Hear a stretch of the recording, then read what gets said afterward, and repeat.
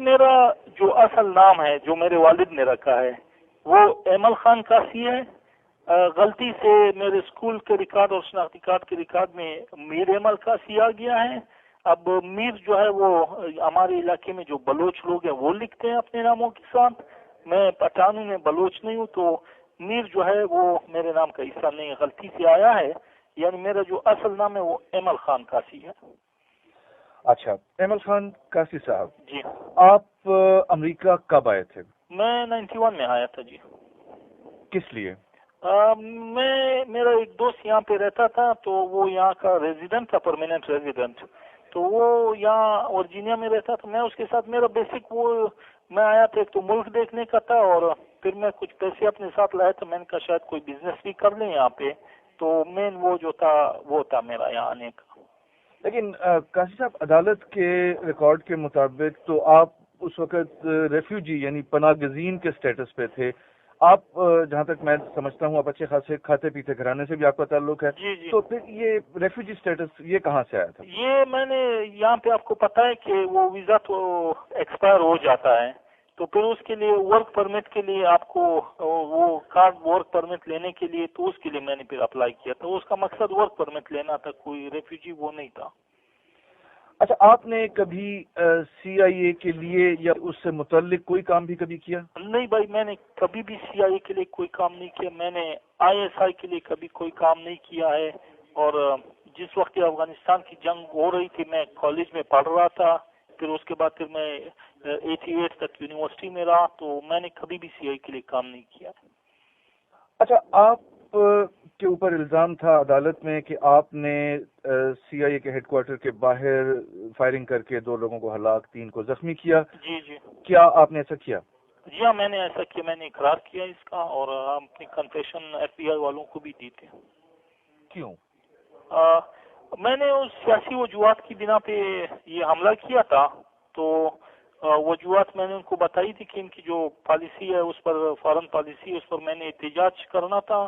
جو middle asset میں خاص کر پرو اسرائیلی پالیسی جو ہے ان کی مسلمانوں کے خلاف, فلسطینیوں کے خلاف, اس پر احتجاجی حملہ میں نے کیا تھا. قاضی صاحب, آپ کو یقیناً معلوم تھا کہ کسی چیز کا احتجاج کرنے کا کوئی بھی طریقہ, سیاسی طور پر احتجاج کرنے کا طریقہ کیا ہو سکتا ہے. اس کے باوجود ایک گن خریدنا, وہ خرید کے اسے استعمال کرنا, لوگوں کو ہلاک کرنا, یہ بات میری بھی اور بہت سے لوگوں کی سمجھ میں نہیں آئی کہ ایسا آخر کیوں. میرے خیال میں ذرا آپ یہ کہیں کہ ذرا جذباتی قسم کا شخص بھی ہوں عام لوگوں کی بنسبت, اور شاید میرا جو ان کی فارن پالیسی پہ غصہ تھا اس کا بھی اس میں دخل تھا. اور میں نے خود جو گن کا طریقہ ہے اس کو میرے خیال میں, میرے ذہن میں نے اس کو ترجیح دی بنسبت سیاسی احتجاج کرنے پر. اس سے پہلے کبھی آپ یہ جو تشدد کی کوئی کارروائی ہوتی ہے, اسلحہ وغیرہ استعمال, اس سے پہلے آپ نے کبھی کیا یہ؟ نہیں, میں نے جو مظاہروں میں شرکت کی ہے اپنے کالج کے مظاہروں میں اور یونیورسٹی کے مظاہروں میں, لیکن کوئی ایسا وہ نہیں ہوا کہ وہاں پہ میں نے اسلحہ استعمال کیا ہو یا اس طرح. میں نے مظاہروں میں ضرور شرکت کی ہے. کس حوالے سے ہوتے تھے یہ مظاہرے؟ ایک مظاہرہ تھا اس کی مارشل لا کے خلاف تھا, اس میں نے شرکت کی تھی. وہ کوئٹہ شہر میں ہوا تھا, تو اس پہ پولیس نے کافی شیلنگ وغیرہ کی تھی, آنسو گیس کی.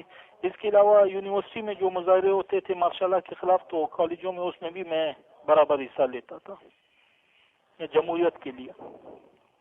ایمل خان قاسی صاحب, آپ نے جیسا کہ خود بھی ابھی کہا کہ آپ نے اپنے جرم کا اقرار کیا, اس کے بعد لیکن جب مقدمے کی ابتدا میں آپ نے صحت جرم سے انکار کیا تھا, پھر اپیل کے دوران آپ نے اسے سیاسی جرم قرار دے کر سزائے موت سے رہائی کے لیے ایسا کیوں کیا آپ نے؟ جی ہاں, مجھے تو اصل میں یہاں کا جو قانونی طریقہ ہے وہ معلوم نہیں تھا کہ یہاں پہ کیا سسٹم وغیرہ ہے. تو میں نے شروع میں جو ہے ایف بی آئی کو اقرار نامہ اس پہ دستخط کر کے دے دیے تھے.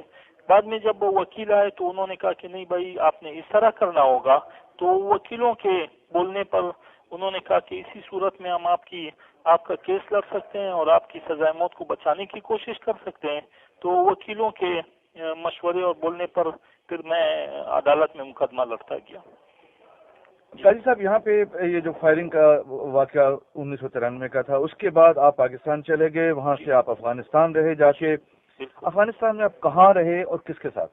میں افغانستان میں میرے کچھ دوست تھے وہاں پہ، چونکہ میں اکثر ریفیوجیز کیمپس بھی جاتا رہتا تھا، تو مجھے اسلحہ خریدنے کا اور اسلحے کا بہت شوق ہے، گنز وغیرہ کا، تو میں گنز دیکھنے کے لیے ریفیوجی کیمپس جاتا تھا جو کوئٹہ سے 40 میل دور ہیں اس وقت 85-86 میں.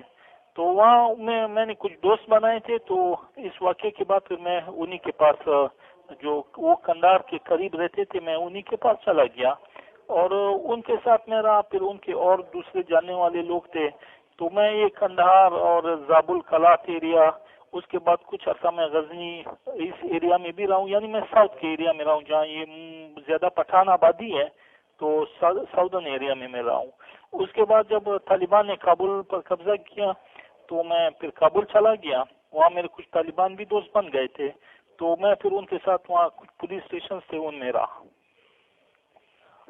آج اسامہ بن لادن اور القاعدہ کے نام بہت جانے جاتے ہیں. 1993 میں ایسی صورتحال نہیں تھی، لیکن کیا وہ لوگ القاعدہ سے متعلق لوگ یا اسامہ بن لادن سے متعلق لوگ، ان میں سے کسی سے آپ کی ملاقات ہوئی اس زمانے میں؟ نہیں، میں نے اسامہ بن لادن کے ساتھ ایسا تھا کہ ایک دفعہ وہ کندہار میں کھڑا تھا، تو میں لوگ اس کے ساتھ ہاتھ ملا رہے تھے، میں نے اس کے ساتھ صرف ہاتھ ملایا ہے، اس کے علاوہ میری اس سے اور کوئی ملاقات نہیں ہوئی ہے. تو نہ وہ مجھے جانتا تھا اور نہ ہی میں ان جو القاعدہ یا عربک ممالک کے لوگ ہیں، میں ان لوگوں کے ساتھ نہیں رہا ہوں، میں اپنے جو پشتون لوگ تھے ان کے ساتھ رہا ہوں. آپ نے امریکی ایک سیکیورٹی ایجنسی پہ آپ نے حملہ کیا، ان کو مارا. افغانستان میں یہ لوگ جو تھے اور عرب جن کا آپ ذکر کر رہے ہیں، یہ لوگ بھی اور باقی طالبان بھی، یہ بھی سخت امریکہ مخالف لوگ رہے ہیں. تو آپ کی تو ایک سیاسی طور پر وابستگی بھی بنتی ہے ان کے ساتھ، پھر آپ کا کوئی ان کے ساتھ کوئی حصہ داری آپ نے کیوں نہیں کی؟ میں زیادہ تر اپنے آپ کو چھپانے کی چکر میں ہی رہتا تھا، اور میں نہیں چاہتا تھا کہ میں زیادہ لوگوں کے ساتھ ملوں اور میری کوئی مشہوری وغیرہ ہو، تو اسی لیے میں نے لوگوں کو اوائڈ کیا. نہ صرف جو عربی لوگ تھے ان کو تو مکمل طور پر اوائڈ کیا، بلکہ جو اپنے سرکل کے چند لوگ تھے میں انہی تک محدود رہا، اور میں دوسرے لوگوں سے بھی ملنے سے گریز کرتا تھا. اچھا، آپ جی واپس ڈیرہ غازی خان میں تھے جب آپ کو حراست میں لیا گیا. آپ ڈیرہ غازی خان میں کیا کر رہے تھے؟ میرے کچھ ساتھی تھے اور انہوں نے مجھے کچھ کہا، وہ چونکہ وہ بھی میرے اپنے پٹھان لوگ ہی تھے، انہوں نے کہا کہ بھائی ڈیرہ غازی خان چلتے ہیں، وہاں سے کوئی بزنس ڈیل ہے ان کی، اور کچھ لوگ جو ہیں وہ کوئی سامان وغیرہ خریدنا چاہتے ہیں افغانستان میں، اور ہمیں رقم دیں گے اور آپ ہمارے ساتھ چلے، ذرا آپ ہیلپ فل ہوں گے، آپ تعلیم میں یافتہ ہیں اور آپ کو اردو بولنے بھی آتی ہے. تو اس طرح کی بزنس ڈیل کا انہوں نے وہ کیا، تو میرا ان پر بھروسہ تھا، میں ان کے ساتھ چل پڑا. تو وہاں جا کر پھر آدھی رات کو چھاپا پڑا اور مجھے گرفتار کیا گیا. یہ لوگ آپ کے یقیناً جاننے والے ہوں گے؟ ہاں بالکل، میرے قریبی جاننے والے لوگ تھے، میرے اپنے پٹھان قبیلے کے لوگ تھے. کون لوگ ہیں یہ؟ یہ ان میں سے ایسا ہے کہ یہ لوگ ناصر قبیلے سے تعلق رکھتے ہیں، پٹھانوں کے ناصر قبیلے سے، اور ان کی افغانستان میں بھی اچھی خاصی ان کی زمینیں وغیرہ ہیں، اور ان میں سے کچھ کے پاس پاکستان کی بھی نیشنلٹی انہوں نے بنائی ہے. تو اس طرح کے لوگ تھے. کیا آپ کو اس بارے میں کچھ پتہ چلا کہ انہی لوگوں کو بعد میں جو انعام امریکی حکومت نے مقرر کیا تھا وہ بھی انہوں نے لیا؟ جی ہاں، ان کا بھی مجھے پتہ چلا، اور بعض میں اخبارات میں چونکہ وہ پیسے جو ہے وہ اس کی بڑا حصہ کوئٹہ آیا تھا، اور جو کمشنر کوئٹہ کا پی اے تھا افتخار خان، اس کے اکاؤنٹ میں آئے تھے جب اس کو گرفتار کیا گیا تھا کچھ عرصہ قبل. تو اس سے پھر معلوم ہوا کہ جو صوبہ بلوچستان کی حکومت کے چند افسران ہیں ان کا بھی اس میں ہاتھ تھا، اور انہوں نے بھی رقوم لی تھی. تو اس سے پہلے جو لغاری خاندان کے بارے میں باتیں کہی جاتی رہی ہیں، اس کا مطلب ہے وہ درست نہیں تھی؟ نہیں، وہ بالکل غلط تھی. میں نے پہلے بھی اس کی تردید کی ہے. صدر لغاری کے سیاسی مخالفین ان کو بدنام کرنے کی خاطر اس واقعے کا الزام ان پر یا ان کے خاندان پر لگاتے تھے. ان کا لغاری کا، ان کے خاندان یا قبیلے کا میری گرفتاری سے کسی قسم کا کوئی تعلق نہیں ہے. لیکن حکومت کی سطح پر، پاکستانی حکومت کی سطح پر آپ سمجھتے ہیں کہ یقیناً انہیں پتہ رہا ہوگا؟ جی ہاں، کیونکہ لغاری نے کہا کہ جن لوگوں نے مجھے گرفتار کرایا ہے وہ ان کو جانتے ہیں، تو انہوں نے خود بیان دیا تھا. ظاہر ہے پھر حکومت کے لوگوں کو تو زیادہ معلومات مل جاتی, تو میرے خیال میں ان کو پھر ساری معلومات مل گئی تھی کہ کیسا واقعہ ہوا تھا یہ. تو یہ ابھی آپ نے جن لوگوں کا نام لیا, ناصر, بلکہ آپ نے نام نہیں لیا, آپ نے صرف قبیلہ کہا. یا میں ناصر قبیلے سے تعلق رکھتے تھے. آپ ان افراد کے نام نہیں لینا چاہتے؟ نہیں, ان کی اصل میں ہمارے کوئٹہ میں جو ہمارے قبیلے کے لوگ ہیں اور دوسرے جاننے والے لوگ ہیں, ان کو سارے لوگ اب معلوم ہو چکے ہیں, تو میرے خیال میں مجھے ان کے نام لینے کی کوئی ضرورت نہیں ہے. آپ چاہیں گے کہ آپ کے خاندان والے یا آپ کے کوئی دوست ان سے بدلہ لیں؟ نہیں, میں پرسنلی قبیلوں کی لڑائی, آپس میں دشمنی اس کے حق میں نہیں ہوں, تو میں نہیں چاہتا کہ کوئی ایسی چیز ہو.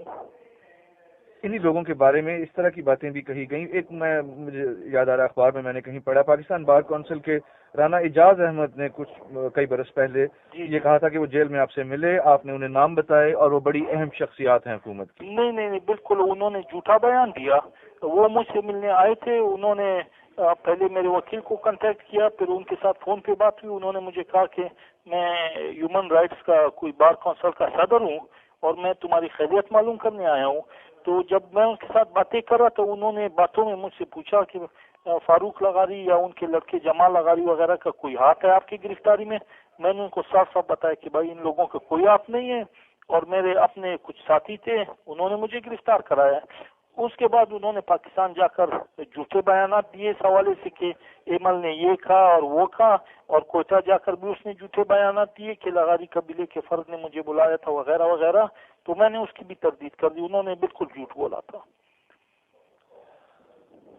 ایمل خان قاضی صاحب, آپ کو جب حراست میں لیا گیا تو وہ لوگ امریکی تھے اہلکار یا پاکستانی؟ ان میں سے میرے خیال میں 3 یا 4 امریکی تھے, کیونکہ آدھی رات کا وقت تھا, تو ان میں سے 3-4 امریکی تھے اور باقی جو تھے میرے خیال میں کوئی 10-12 پاکستانی تھے.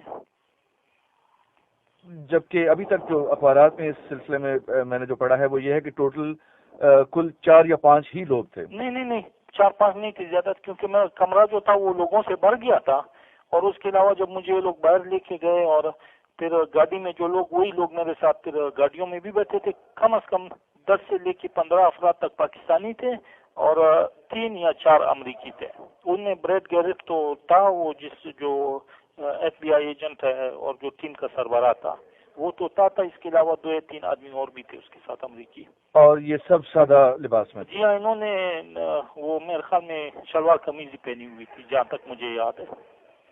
اچھا, آپ کو پاکستان میں کسی عدالت میں پیش کیا گیا تھا یا نہیں؟ جی, مجھے لے جایا گیا اور وہاں کوئی حوالات تھی. میں نے وہاں ایک پاکستانی گارڈ کام کرتا تھا, اس سے پوچھا تو اس نے کہا کہ یہ امریکی سفارت خانے کی حوالات ہیں. تو وہاں پہ مجھے 3 دن رکھا گیا اور اس کے بعد جہاز میں سوار کیا گیا. مجھے کسی عدالت میں پیش نہیں کیا گیا.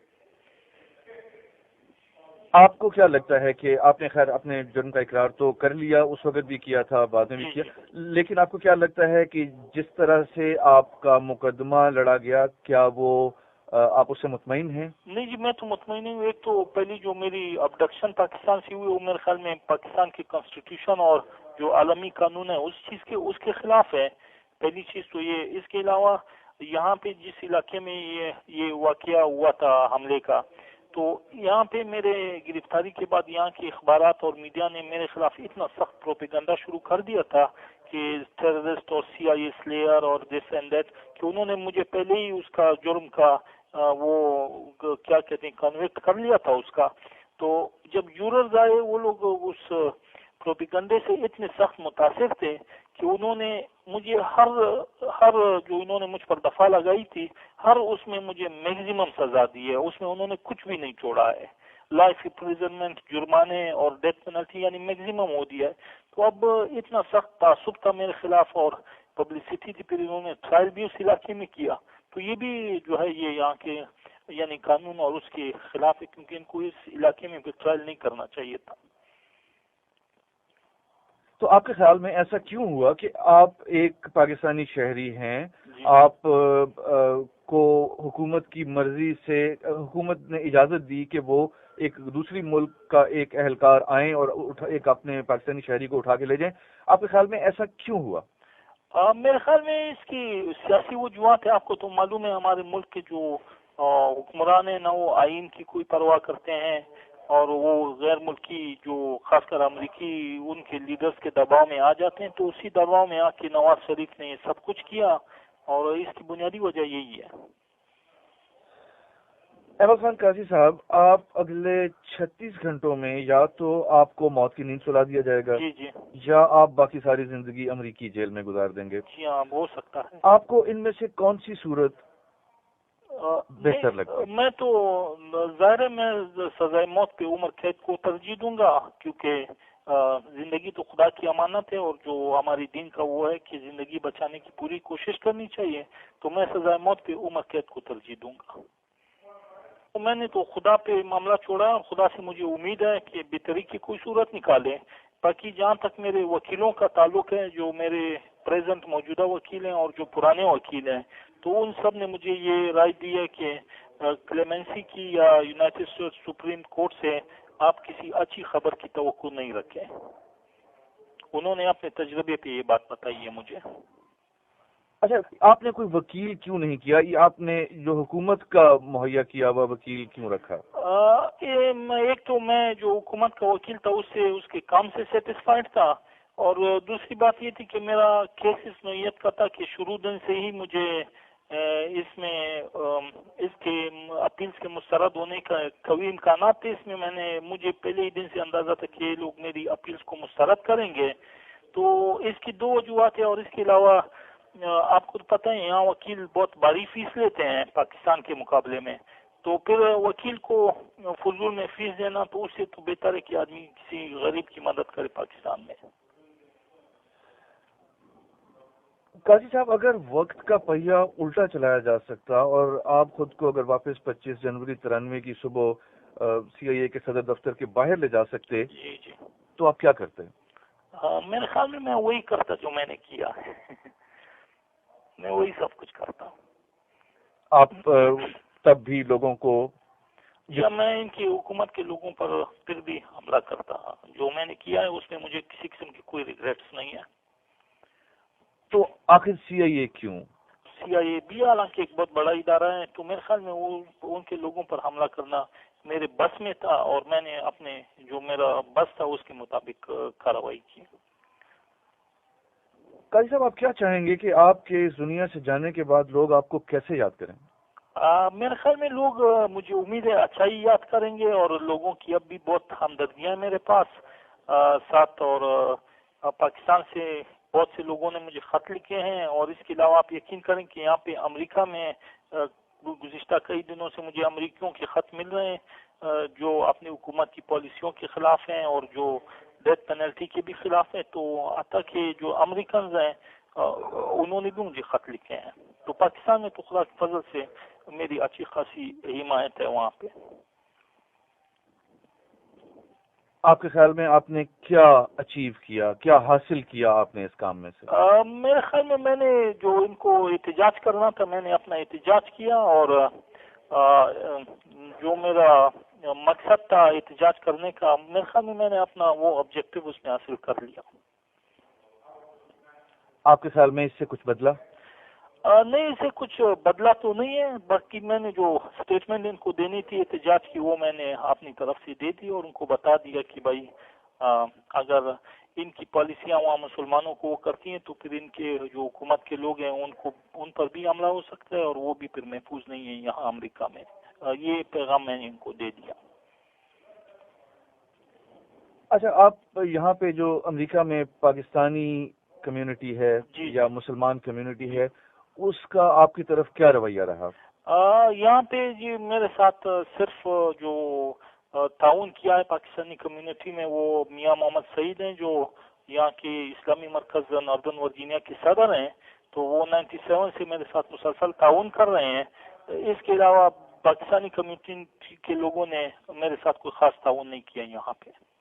آپ کے خیال میں اس کی کیا وجہ ہے؟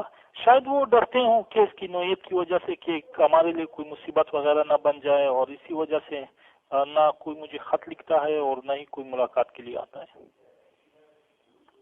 تو کیا آپ کو یہ نہیں لگتا کہ آپ نے جو کام کیا تھا اس کی وجہ سے بہت سے پاکستانی اور بہت سے مسلمانوں کو اب اس خوف میں رہنا پڑے گا کہ کہیں حکومتی ایجنسیاں ان کے پیچھے نہ پڑ جائیں؟ नहीं, मैंने जो काम किया उसके बाद यहाँ पे पाकिस्तानियों के पीछे या मुसलमानों के पीछे कोई एजेंसी नहीं पड़ी है। अगर मुसलमानों को या पाकिस्तानियों को आज कोई परेशानी हो रही है तो वो जो वर्ल्ड ट्रेड सेंटर्स पर हमले हुए हैं उस वजह से हो रही है। मेरी कार्रवाई की वजह से पाकिस्तानियों या मुसलमानों को कोई यहाँ पे परेशानी नहीं हुई है। अच्छा, आप बहुत बरसों से 1997 से आप मुसलसल जेल में हैं। जी इस बीच में आपने एक कलमी दोस्ती के लिए एक पैगाम भी भेजा था। जी जी। कोई दोस्ती हुई आपकी? जी हाँ, मुझे वहाँ लंदन से भी लोग खत लिखते थे, आयरलैंड से भी लोग खत लिखते थे। इसके अलावा यहाँ अमेरिका में मेरे 3-4 कलमी दोस्त हैं, 2 तो कॉलेज के स्टूडेंट्स हैं, लड़कियां हैं, और इसके अलावा 1-2 मर्द हैं, तो वो भी मुझे खत लिखते हैं। मुझे कुछ कलमी दोस्त मिल गए थे उस वजह से। इनमें से किसी से मुलाकात भी हुई आपकी? जी हाँ, मेरी 2, एक अमेरिकी मर्द और एक अमेरिकी खातून, ये मुस्तकिल तौर पर मुझसे मिलने के लिए आते रहे और इनके नाम अब भी मेरे विजिटर्स लिस्ट पर हैं।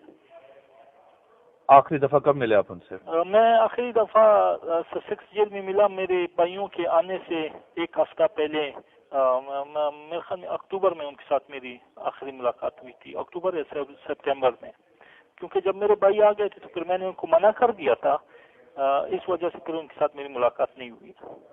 क्यों, आप नहीं चाहते थे कि आपके भाई उनसे मिलें? नहीं, वो ऐसा है कि अगर कोई एक दफा मुलाकात के लिए आ जाए भाई, तो उसके बाद दूसरा दोस्त आ जाए तो वो मुलाकात नहीं कर सकता है, तो उसको वापस कर देते हैं। और मैं नहीं चाहता था कि अगर वो आ जाए सुबह जल्दी और उसके बाद मेरे भाई देर से आए और मेरे भाइयों को जेल वाले वापस भेज दें, तो इस वजह एहतियातन मैंने उनको मना किया। अमल खान कासी साहब, मेरे पास जो कुछ सवालात थे वो मैं पूछ चुका। जी जी। आपने बहुत वक्त मुझे जो दिया, मैं उसका बड़ा शुक्रगुजार हूँ। आपके जहन में अगर कोई ऐसी बात हो जो मैं ना पूछ पाया हूँ, आप समझते हो कि आप कोई बात कहना चाहते हैं? या मैं खासकर अपनी, चूंकि मैं पाकिस्तान का शहरी हूँ और मेरे केस में हुकूमत पाकिस्तान ने जो प्रीवियस हुकूमत थी उसने जो किरदार अदा किया और उसके बाद जो प्रेजेंट गवर्नमेंट है उसने किसी किस्म की कोई कार्रवाई नहीं की मेरी कोई हेल्प करने या मेरा केस इंटरनेशनल कोर्ट में ले जाने के लिए, तो मुझे उस पर बेइंतहा मायूसी है और मैं अपनी पाकिस्तान की हुकूमत से इस बारे में सख्त मायूस हूँ और इस पर मैं सख्त अफसोस है मुझे। इसके अलावा कोई बात? इसके अलावा और इस्लामी उसके हवाले से, मुल्कों के हवाले से मैं ये कहूँगा कि जो मौजूदा सूरत हाल है मुसलमान की, उस पर भी मुझे सख्त अफसोस है, खासकर जो फ़लस्तीनियों की सूरत हाल है। और मेरी खुद ये ख्वाहिश है कि जो अमीर अरब कंट्रीज़ हैं, ये इनकी अपनी एक करेंसी होनी चाहिए, बल्कि तमाम मुसलमान मुल्कों की, जिस तरह यूरोपियन यूरो है उन्होंने डॉलर के मुकाबले के लिए निकाली है, तो इस तरह इस्लामी मुल्कों की भी अपनी एक करेंसी होनी चाहिए